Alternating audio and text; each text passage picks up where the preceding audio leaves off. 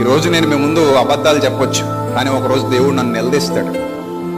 ఒకరోజు దేవుడు నన్ను లెక్క అడుగుతాడు. ఏరా నీ నీతి ఏమైందిరా, నీ యథార్థత ఏమైందిరా అంటాడు. అందుకే మన నీతిని మనం కాపాడుకోవాలి, మన యథార్థతను మనం కాపాడుకోవాలి. ఇన్నేళ్ల నా పరిచర్యలో ఎక్కడా ఎవరితో ఒక మాట అనిపించుకోలేదు నేను.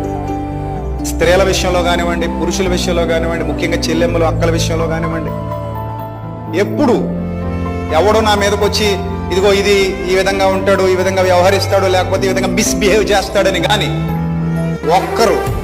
ఒక్క విషయంలో నన్ను అనలేరు కూడా.